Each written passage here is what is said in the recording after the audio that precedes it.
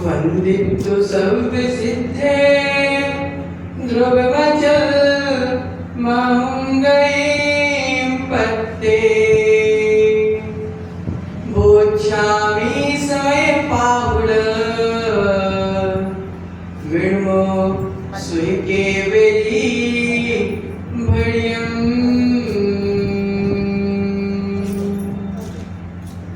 मेरे पवित्र मन में गुरुदेव आओ, मैं शास्त्र वाचन करूं प्रतिभा चढ़ाओ, अरिहंत वाचित सभी श्रुत देवताओ, क्या बोलना अब मुझे तुम ही बताओ, क्या बोलना अब मुझे तुम ही बताओ। पंच परमेश्वरी भगवान की जय। वर्तमान शासन नायक भगवान महावीर स्वामी की जय। मूल नायक श्री बुद्धनाथ भगवान की जय। परम पूजनीय आचार्य भगवत श्री मांगतुंग स्वामी की जय। गुरु नाम गुरुदेव आचार्य भगवत श्री विराट साहिब जी मुनि महाराज जी की जय। वर्तमान पट्टाचार्य आचार्य भगवत श्री विशुद्ध सागर जी मुनि महाराज जी की जय। दीक्षा प्रदाता आचार्य भगवत श्री विभव सागर जी मुनि महाराज जी की जय। भक्तांबर स्तोत्र की जय। जैन धर्म की जय। महाराज की जय। संघ की जय। प्रिय धर्मप्रेमी, आज हम भक्तांबर स्तोत्र के 7वें काव्य की चर्चा करेंगे। 7वें काव्य का सबसे पहले अपन उच्चारण करेंगे, उसके बाद फिर उसके बारे में अपन जानेंगे। त्वत्संस्तवेन भव संतति सन्निबद्धम्, त्वत्संस्तवेन भव संतति सन्निबद्धम्। महिलाओं का मौन है। त्वत्संस्तवेन भव संतति सन्निबद्धम्,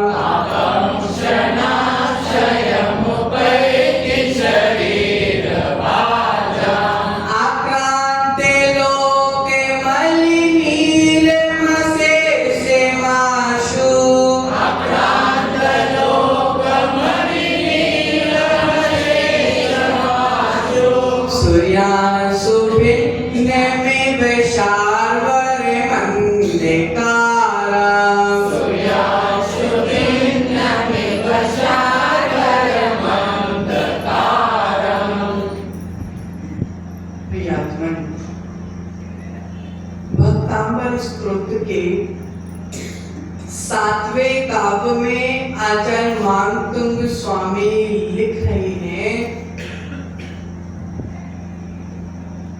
कि चारों ओर अंधेरा फैला, चारों ओर अंधेरा फैला हुआ है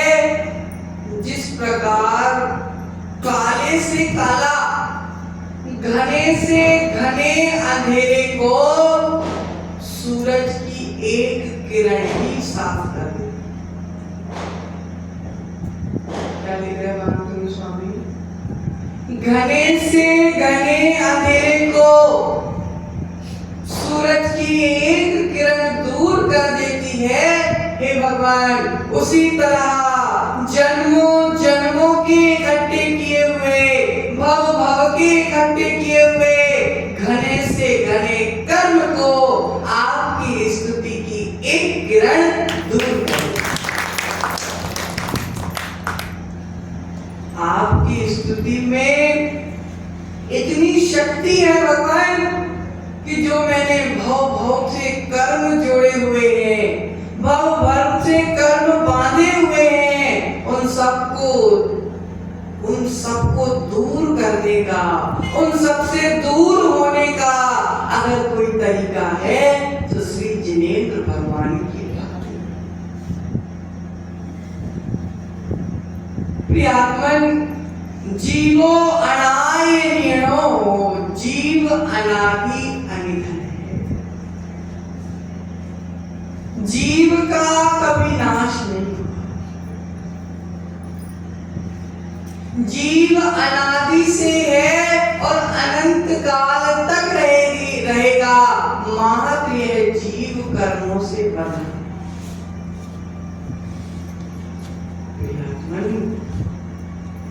स्वर्ण, भैया सोना देखा सभी ने? सोने में कीटिमा होती है, कुछ कुछ अलग अलग पदार्थ भी सोने में मिल ही रहते। लेकिन अगर सोना हमको शुद्ध चाहिए और सोने से उस गंदगी को अगर निकाल कर शुद्ध सोना चाहिए तो उसको तपाना पड़ता है। सोने में जो गंदगी है उसको हटाना है तो सोने को तपाना पड़ता है। माता की आचल मान तुम स्वामी कह रहे हैं, सोने को शुद्ध करना है तो सोने को तपाना पड़ता है, आत्मा को शुद्ध करना है तो आत्मा को तपाना पड़ता है। जिस प्रकार सोने को तपाते हैं तो सोने की गंदगी निकल जाती है, आत्मा को तपाते हैं तो आत्मा से जुड़े हुए जो कर्मों की गंदगी है वह साफ हो जाती है। हमने जब जब अज्ञानता पूर्वक कार्य किया, जब जब हमने अपने संसार को बढ़ा दिया, भाव भाव से इस आत्मा ने पापों को तो बहुत कमाया, पापों का तो अर्जन बहुत किया, लेकिन पापों का विसर्जन नहीं किया। चारों गतियों में पापों का अर्जन करता रहा, लेकिन मात्र मनुष्य गति ही एक ऐसी गति है भैया जहां पापों का विसर्जन किया जा सकता। देव गति में पाप ही पाप, तिर्यंच गति में पाप ही पाप, नरक गति में पाप ही पाप, मनुष्य गति में भी पाप है, लेकिन मनुष्य गति से पापों से छूटा भी जा सकता है, लेकिन अन्य तीन गतियों से पापों से छूटा नहीं। एक इंद्रिय में था तो पाप करता था, दो इंद्रिय हुआ तो पाप करता था, तीन इंद्रिय हुआ तो पाप करता था, चार इंद्रिय हुआ तो पाप करता था, पंच इंद्रिय हुआ उसमें भी असंगी हुआ तो पाप करता था, लेकिन अब मैं पंच इंद्रिय संगी भी हो गया तो भी मेरा पाप छूट नहीं रहा।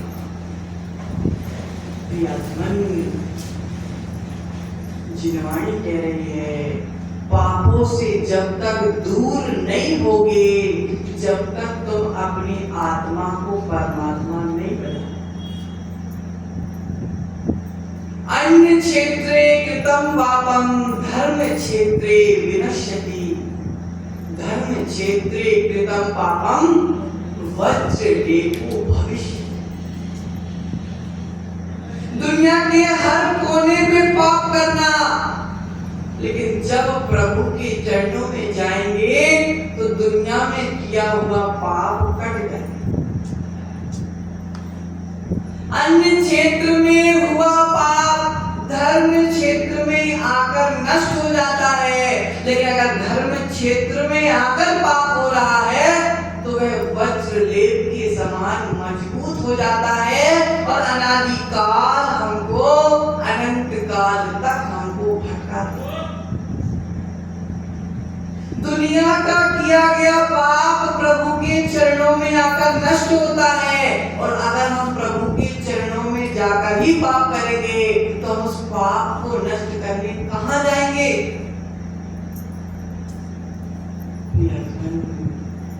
प्रभु के चरणों में तो पाप धोया जाता है, पापों को ढोया नहीं जाता। प्रभु के चरणों में पाप को धोया जाता है, पाप को ढोया नहीं जाता। अगर प्रभु के चरणों में भी हम ऊपर से तो अभिषेक कर रहे हैं, ऊपर से तो भक्ति कर रहे हैं, ऊपर से तो पूजा कर रहे हैं, लेकिन अगर भीतर भी पाप चल रहा है तो हम पाप को काटने किसके चरणों में जाएंगे?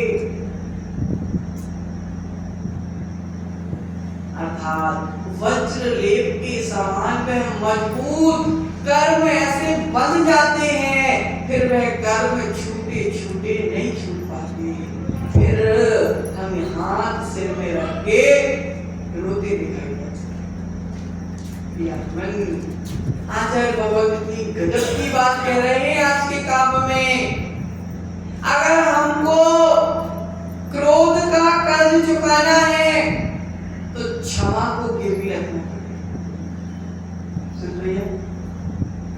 क्रोध का कर्ज चुकाना है तो क्षमा को गिरवी रखना पड़ेगा। मान का कर्ज चुकाना है तो मार्दा को गिरवी रखना पड़ेगा।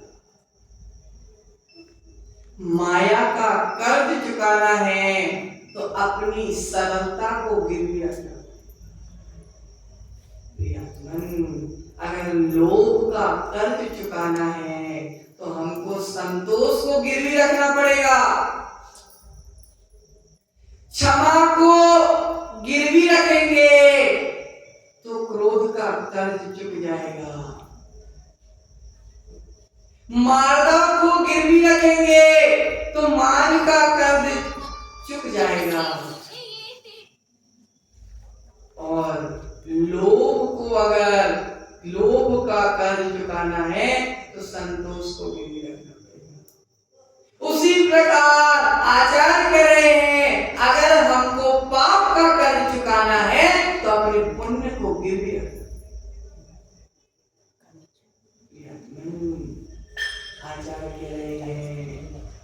आचार्य कह रहे हैं कि अगर पाप का कर्ज चुकाना है तो पुण्य को गिरवी रखना पड़ेगा, और संसार का कर्ज चुकाना है तो मोक्ष को गिरवी रखना।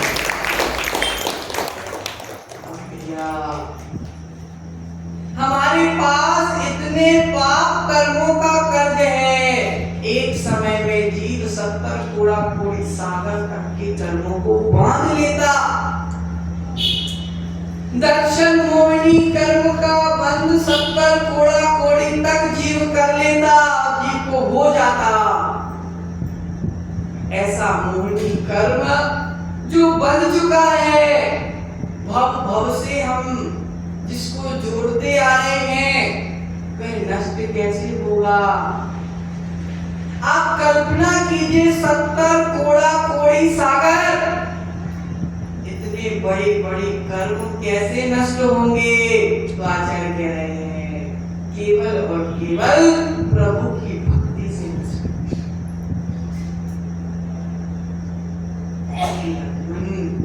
बांधने के लिए विराट भैया, कर्मों को बांधने के लिए हम कहीं भी कर्म बांध सकते हैं।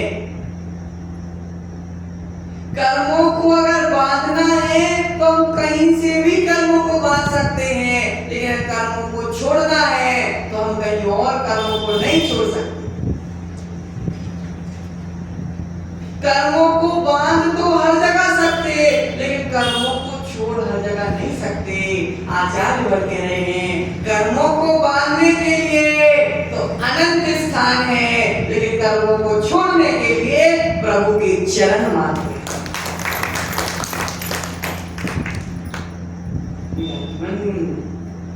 बांध तो किसी भी प्रकार से लेंगे, लेकिन छोड़ने के लिए तो रत्नात्रय को धारण करना पड़ेगा। बांधने के तो 1000 तरीके, लेकिन छोड़ने का केवल एक तरीका। बांधने के 1000 तरीके, हमसे पाप कब हो जाता है हमको ही पता नहीं चलता। पल पल हम पाप कर रहे हैं, हमसे पाप कब हो जाता हमको ही पता नहीं चलता। आचार्य कह रहे हैं कर्मों को बांधने के तो 1000 तरीके, लेकिन कर्मों को छोड़ने का केवल चारित्र को धारण करना एक ही तरीका है। बांधने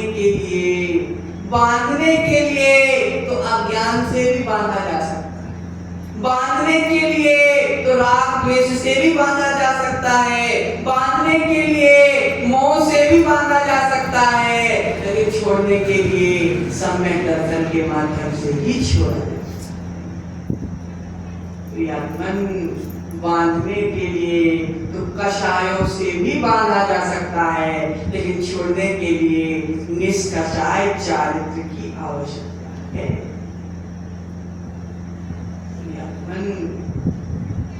लोहे की साकलों से तो शरीर बंधा हुआ है। मां तुम सभी क्या कह रहे? लोहे की साकलों से तो शरीर बंधा हुआ है, लेकिन हे भगवान लोहे की साकर ने शरीर को बांध कर रखा है, लेकिन जन्मों जन्मों के कर्म ने तो मेरी आत्मा को बांध कर रखा है। शरीर मेरा साकलों से छूटे या ना छूटे, लेकिन भगवान मेरे कर्म आत्मा से छूट जाने चाहिए।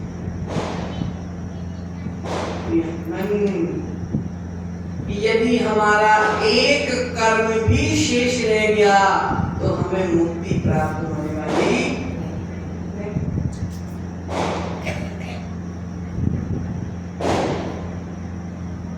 आचार्य कह रहे हैं कर्मों को छोड़ने के लिए ज्ञान नहीं चाहिए, कर्मों को छोड़ने के लिए गुरु नहीं चाहिए, कर्मों को छोड़ने के लिए शास्त्र नहीं चाहिए, कर्मों को छोड़ने के लिए केवल एक चीज चाहिए। समझना थोड़ा गहरा विषय है काकी। कर्मों को छोड़ने के लिए ज्ञान नहीं चाहिए, कर्मों को छोड़ने के लिए गुरु नहीं चाहिए, कर्मों को छोड़ने के लिए शास्त्र नहीं चाहिए, कर्मों को छोड़ने के लिए मात्र हमें संस्कार चाहिए। संस्कार के बिना हम कर्मों को नहीं छोड़ सकते, क्योंकि भैया दुनिया में कहीं नाम सुना कहीं पापशाला खुली हो? क्यों भाभी बुरान परवानी? कभी सुना कहीं पे पापशाला खुली हो? हमेशा सुना होगा कि पाठशाला खुली। पापशाला कोई नहीं खोलता, पाठशाला ही खोलती। किसी विद्यालय में पाप विद्यालय नहीं खुला, अच्छा विद्यालय ही खुला हुआ। आचार्य कह रहे हैं पुण्य करने के लिए सिखाना नहीं पड़ता। नहीं पाप करने के लिए मतलब ध्यान से सुन रहे। आचार्य वर्ग कह रहे हैं पुण्य तो सिखाना पड़ता है। छोटे बच्चे को मम्मी सिखाती, पुण्य कैसे करना सिखाना पड़ता है, लेकिन पाप करना सिखाना नहीं पड़ता। कौन से माँ बाप बच्चे को पाप सिखाते हैं? कोई भी माँ बाप नहीं सिखाते, लेकिन बच्चा अपने आप सीख लेता है।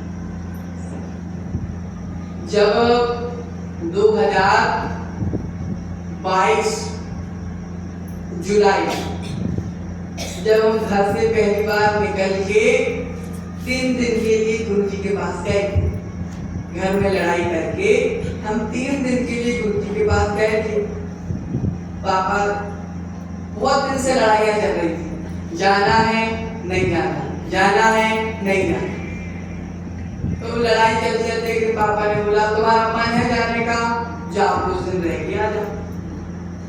अब हमने कहा ठीक है कुछ दिन तो मिले, हम चले गए। अब हम पहुंचे और 3 दिन बाद ऐसे मंच में कोने में हम बैठे थे, व्हाइट कुर्ते पे जाकर वो फोटो घर में पहुंची, उनको लगा कि व्हाइट कपड़ों में मंच में बैठा है, कुछ तो गड़बड़। अब जब 3 दिन ही हुए थे, घर वाले गाड़ी लेके 750 किलोमीटर दूर आ गए। अब आ गए, हम मंच पे बैठे। अब मंच पे बैठे, वो सामने से आ रहे, अब हमें दुख दुख दुख दुख लगे। अब ले जाएंगे ये पकड़ के, अब ये ले जाएंगे पकड़ के। ठीक है, कुछ नहीं, नॉर्मल रहे। उसके बाद जब आशीषी के पास वो सब बैठ गए, अब हमारे जीवन की जितनी नेगेटिव पॉइंट थे वो सब गुरु जी को बता दिया कि कैसे न कैसे ये बोले कि जा अब इसको भी घर पे ले जा। अब हमारा कहना था कि आशीषी आपको साल का व्रत दे दीजिए। अब वो सब सामने बैठे, तो आशीषी ने एक बात बोली कि भैया किसी का लड़का नीच जात की लड़की को लेकर भाग जाए, कोई रोक नहीं पाता। किसी का लड़का दारू पीना सीख जाए, कोई रोक नहीं पाता। किसी का लड़का वैश्यावृत्ति सीख जाए, कोई रोक नहीं पाता। लेकिन अगर किसी का लड़का मोक्ष मार्ग में जा रहा है तो 100 लोग रोक लेंगे। ऐसा आशीषी के शब्द थे। बेटा अगर गलत मार्ग पर निकल जाए तो कोई रोक नहीं पाता, लेकिन अगर बेटा अच्छे मार्ग पर निकलता है तो सभी रोकने आते हैं। और वही बात आज मानकुंड स्वामी कह रहे हैं कि पुण्य के काम में सब रोकने आते हैं, लेकिन पाप के काम में कोई रोकने नहीं आता।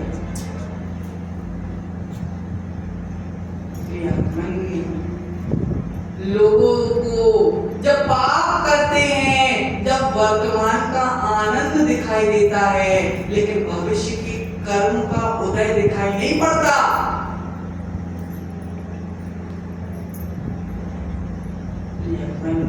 जब तक हम पाप और पुण्य में अंतर नहीं समझेंगे, जब तक हम अपना कल्याण कर पाने वाले नहीं।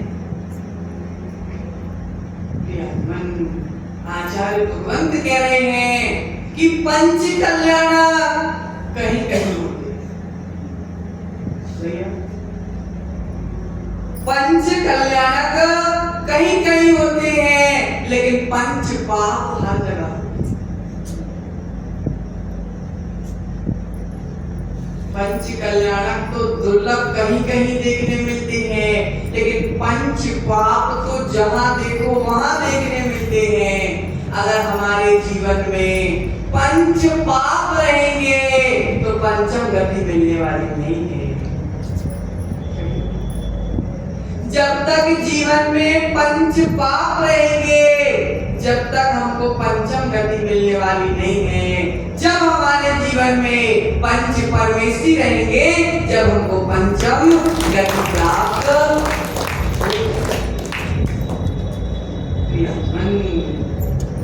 जब तक जीवन से पाप 5 नहीं निकलेंगे, जब तक हमारे जीवन से 5 पाप नहीं निकलेंगे, जब तक हमारे जीवन में 5 महाव्रत नहीं आएंगे, जब तक हमारा कल्याण होने वाला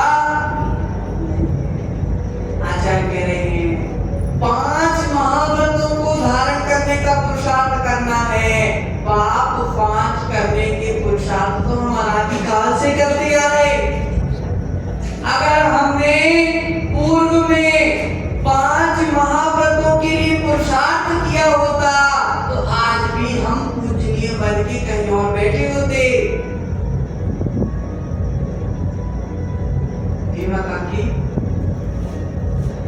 रोड में मिट्टी पड़ी हो और अगर उसमें पानी पड़ जाए तो क्या बनेगा? कीचड़। कीचड़। क्या बनेगा? कीचड़। कीचड़। जगत में क्या बनेगा? कीचड़। मयूर में क्या बनेगा? कीचड़। मिट्टी में अगर पानी पड़ जाए तो कीचड़ बन जाए, और अगर उसी कीचड़ से हम निकल जाएं तो पैर में क्या लग जाता है? कीचड़ लग जाता है, और उसी कीचड़ वाले पैर से हम घर में पहुंच जाएं और फिर उसको धोना पड़ेगा, तो फिर किससे धोना पड़ेगा? पानी से। कीचड़ किससे बना? पानी से। और कीचड़ को साफ किससे किया?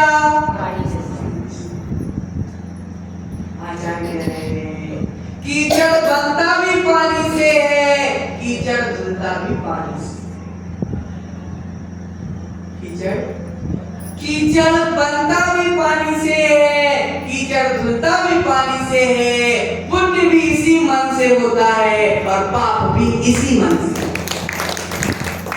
और अगर हमको कल्याण करना है तो इसी मन से करना पड़ेगा, और अगर हमको संसार में भटकना है तो भी इसी मन से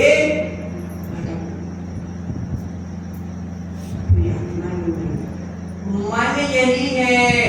आज तक मन प्रभु की स्तुति में नहीं लगा, आज तक वचन मेरा प्रभु की स्तुति में नहीं लगा, आज तक मेरा शरीर मेरी काया स्तुति में नहीं लगा। अगर मेरा मन, अगर मेरा वचन, अगर मेरा काय प्रभु की स्तुति में लग गया होता तो अभी तक मेरे सारे पाप झड़ गए होते, अभी तक मेरे सारे कर्म मिट गए होते, अभी तक मेरे सारे कर्म कट गए होते। अगर मेरे कर्म अभी तक कटे नहीं हैं, अगर मेरे कर्म अभी तक मिटे नहीं हैं, अगर मेरे कर्म अभी तक झड़े नहीं हैं, इसका क्या मतलब है भैया? कि अभी तक मैंने सच्चे मन से प्रभु की भक्ति नहीं की। प्रियात्मन भक्तांबर स्तोत्र हमको हमारी सच्चाई बताता है कि अभी हम कितने पानी में, बहुत ऊपर उड़ रहे हैं, लेकिन भक्तांबर स्तोत्र हमसे कह रहा है भैया ज्यादा उड़ो मत। क्या कह रहा भक्तांबर स्तोत्र? ज्यादा उड़ो मत, अज्ञान की उड़ान में जिस दिन गिरोगे वापस उठने लायक नहीं बचोगे। अज्ञान की उड़ान में ज्यादा ऊपर उड़ोगे, जिस दिन गिरोगे उस दिन उठने लायक नहीं बचोगे। अगर उड़ना है तो ज्ञान की उड़ान भरो। क्या कह रहे हैं? अगर उड़ना है तो ज्ञान की उड़ान भरो। अज्ञान की उड़ान नरक में गिराएगा और ज्ञान की उड़ान तुमको मोक्ष में मिलेगा।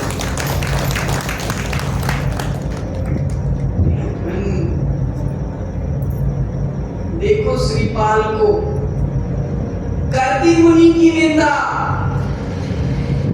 और 700 लोगों ने ताली बजा दी आप लोग जैसे। अगर आप प्रवचन में ताली बजा रहे हो अर्थात आप जिनवाणी के वाचन की अनुमोदना कर, अभी आपको पुण्यास्का होगा। आप अगर जिनवाणी की बात पर ताली बजा रहे हो तो पुण्यास्का हो रहा है, लेकिन जब श्रीपाल ने मुनि की निंदा की थी तो 700 लोगों ने ताली बजाई थी, लेकिन वह ताली किसके लिए बजाई थी? मुनि की निंदा के लिए बजाई थी। तो वहां पे क्या बोला था? पापाश्रम। अब एक बार श्रीपाल ने मुनि की निंदा कर दी। अगले भव में 700 लोग जितने ने ताली बजाई थी, श्रीपाल के साथ सब कुष्ठ रोगी बन गए। गलित कुष्ठ, शरीर सड़ रहा, शरीर गल रहा, शरीर से बदबू आ। अब भैया पाप कहां से लेकर आया श्रीपाल? पूर्व भाव से। कहां से लेकर? पूर्व भाव से पाप लेके आया। और पाप कर्म का उदय जब आया तो राजा भी शरीर गलने लगा, सड़ने लगा। लेकिन थोड़ा सा पुण्य कहीं से था तो मैना से शादी हो गई। थोड़ा सा पुण्य कहीं से रहा तो मैना सुंदरी से शादी हो गई। और मैना सुंदरी ने जब पति की हालत देखी तो काफी किसी डॉक्टर के पास नहीं गई। मैना सुंदरी जब पति की हालत देखी तो किसी तांत्रिक के पास नहीं गई। मैना सुंदरी ने किसी डॉक्टर का साथ नहीं लिया। मैना सुंदरी ने तो वीतरागी प्रभु का साथ। मैना सुंदरी ने बोला भाग्य में जो है वही मिलेगा। भाग्य में कोढ़ी पति था तो वह मिल गया। परिस्थिति कितनी बुरी होगी। आजकल तो अच्छा पति भी मिल जाए तो लड़ाइयां मची। आजकल तो अच्छी पत्नी मिल जाए तो लड़ाइयां मची। राजकुमारी, इस राजकुमारी को कोढ़ी पति मिल गया तो वह लड़ाई नहीं करने लगी। राजकुमारी को कोढ़ी पति मिल गया, लड़ाई नहीं की उसने। उसने तो प्रभु की भक्ति का सहारा लिया और इतने सच्चे मन से प्रभु की भक्ति की, इतने सच्चे मन से सिद्ध परमेष्टि की सिद्ध चक्र के माध्यम से आराधना की कि उसके गंधोदक से एक का नहीं, मात्र पति का नहीं, 700 लोगों का कुष्ठ अपने आप दूर हो गया। किससे दूर हुआ? प्रभु की भक्ति से। वही मान तुम स्वामी कह रहे हैं कि मेरे कष्टों को भी दूर कोई दूसरा करने वाला नहीं है। कष्ट देने वाले मेरे कर्म हैं और कष्टों को दूर करने वाले भी मेरे कर्म हैं। कष्ट देने वाले मेरे कर्म, कष्टों को दूर करने वाले मेरे कर्म, कर्मों के कारण प्रभु की भक्ति मैं क्यों छोड़ूं? जब मैंने पूर्व में पाप किए होंगे वही मुझे भोगना पड़ रहा है, और अगर मैं वर्तमान में भी पाप करूंगा तो भविष्य में मुझे वो भी भोगना पड़ेगा। इसलिए अब मुझे पाप नहीं करना। अब मुझे पाप नहीं करना। पाप के कारण दुख आया, अब कितना भी दुख हो, अब तो मुझे केवल प्रभु की भक्ति करना। कर्मों को हटाने के लिए औषधि काम करने वाली नहीं है। कर्मों को हटाने के लिए केवल और केवल जिनेंद्र प्रभु की भक्ति ही काम करने वाली है। बड़ी बड़ी विचित्र विचित्र परिस्थितियां सामने आ जाती है। कर्मों का उदय किस पल आ जाए पता चलने वाला। अभी हम मुस्कुरा रहे हैं, 1 घंटे बाद हमको रोना पड़े, कोई भरोसा नहीं। कर्म का तमाचा, कर्म का थप्पड़ कब हमको पड़ जाए पता चलने वाला नहीं है। देखो दुर्गंधा का नाम सुना? दुर्गंधा पूर्व जन्म में लक्ष्मीमती की पर्याय में मुनि महाराज के ऊपर दुर्गंधा ने कषाय के वशीभूत होकर मुनि को भी नहीं छोड़ा। वर्तमान में यही देखा जा रहा है, अपने स्वार्थ के पीछे, अपनी कषाय के पीछे, अपने पाप करने के पीछे श्रावक साधुओं को भी नहीं छोड़ रहे।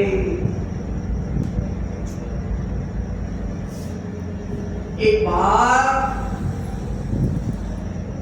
समाज के अध्यक्ष की छोरी किसी अन्य के साथ भाग गई और मुनि महाराज ने वो एग्जाम्पल लेकर प्रवचन में बोल दिया।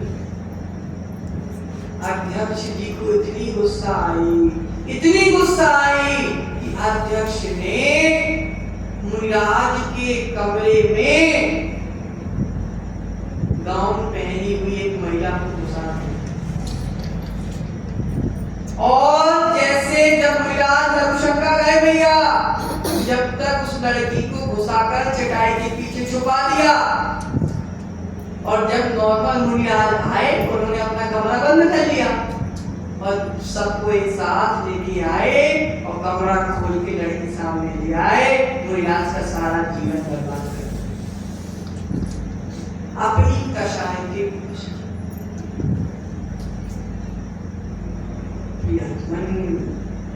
उसी प्रकार दुर्गंधा ने भी पान खाकर मुनिराज के ऊपर पीट कर दी। इतना घिनौना काम किया दुर्गंधा ने, तत्काल कुष्ठ रोग हो गया। तत्काल कुष्ठ रोग हो गया। राजा ने घर से भी निकाल दिया। जब कर्म का उदय आता है तो कोई सामने राजा ने घर से निकाल दिया। राजा कहता तूने दिगंबर मुनि का अनादर किया है, अब झेल अपने कर्मों को। राजा ने नहीं निकाला उसको घर से। राजा ने दुर्गंधा को घर से नहीं निकाला। जब दुर्गंधा के जीवन से पुण्य निकल गया था तो राजा ने भी उसको घर से निकाल दिया। अगर राजा ने नहीं निकाला, उसके स्वयं के कर्म ने उसको घर से अब निकाल दिया। भटकती रही, मरते मरते अन्य पर्याय में कुकरी बनी, सुकरी बनी, नाना पर्यायों में दुखों को भोगती रही। उसके बाद एक मनुष्य पर्याय में स्त्री बनी तो दुर्गंधा बनी। उसके शरीर से इतनी बदबू आती थी कि बगल में कोई बैठना भी नहीं चाहता, सामने वाला बात भी करना नहीं चाहता। शरीर से इतनी गंदी बदबू आती थी। अब इतनी पुण्य क्षीण थी कि जन्म हुआ और माता पिता मर गए। जन्म के साथ ही माता पिता मर गए।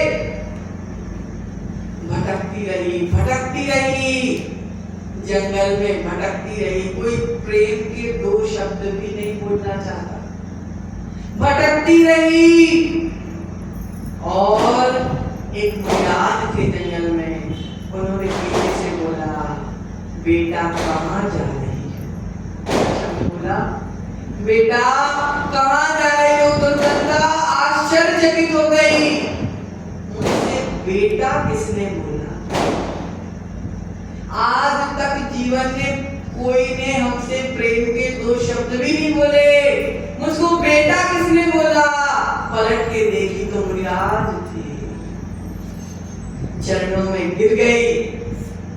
मुनिराज ने बोला, बेटा तू कुछ मत कर, तू केवल प्रभु की भक्ति कर।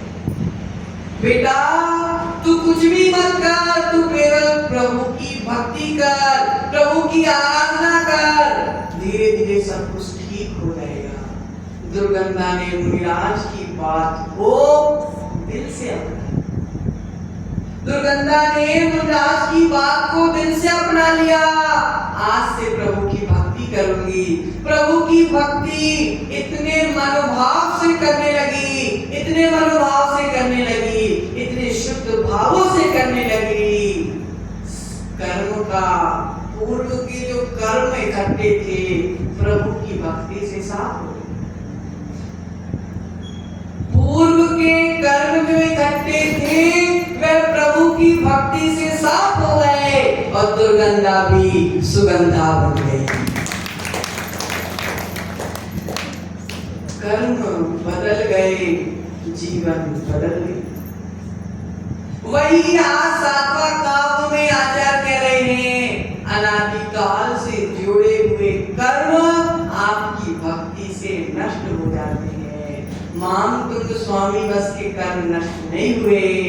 अनंत उदाहरण है, अनेकों अनेक उदाहरण है जिनके जीवन में प्रभु की भक्ति मात्र से पूर्व के कर्म नष्ट हो गए। पापों को टालना, पापों से दूर हटना, पाप आए तो हम दूर हट जाए, अर्थात पापों को हटाना आचार्य कह रहे हैं सबसे बड़ी साधना है। मुनिराज क्या कर रहे? पापों से हटा रहे, मात्र पापों को हटा रहे, क्योंकि पता है पाप हट जाएंगे तो एक ना एक दिन कर्म भी हट जाएंगे। प्रियात्मन, आचार्य भगवंत ने बहुत प्यारी कविता लिखी इस काव्य के ऊपर।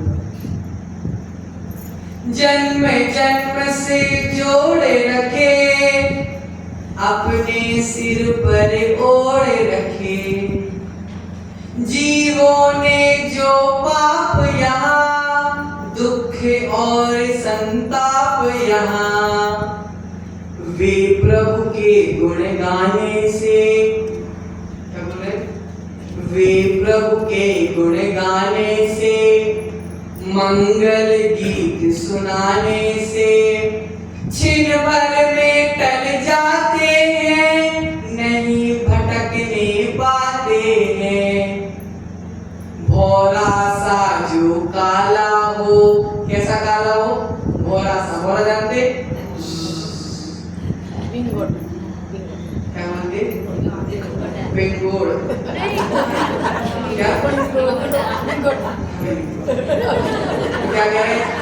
भोरा सा जो काला है, जगत ढाकने वाला है। भोरा सा जो काला है, जगत ढाकने वाला है। ऐसा कोई अंधेरा हो, मिथ्यात्व का डेरा हो। सूरज किरण निकलते ही, सूरज किरण निकलते ही, ज्ञान दीप के जलते ही।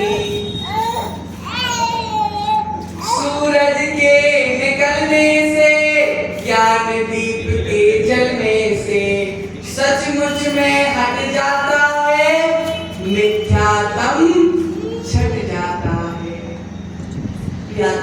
भोरे जैसा काला, चारों ओर अंधेरा फैला हुआ है, कैसा? भोरे जैसा काला। और सूरज की एक किरण से ही सारा अंधेरा नष्ट हो जाता है। इसी प्रकार हे प्रभु, आपके गुण गाने से, आपकी भक्ति से, आपकी स्तुति से अनादिकाल का मिथ्यात्व दूर हो जाता है। विश्वास मानिए, कुदेवों के पास, कुगुरुओं के पास जाने से कर्म नष्ट होने वाले नहीं है, नए कर्म बंधने वाले हैं। इसलिए सच्चे वीतरागी की भक्ति से, सच्चे वीतरागी प्रभु की आराधना से ही जन्मों जन्मों के कर्म नष्ट होंगे और हम एक दिन दुखों से मुक्त होकर पंचम गति को प्राप्त कर लेंगे। इसी मंगल भावना के साथ परम पूजनीय आचार्य श्री विभो सागर जी महाराज की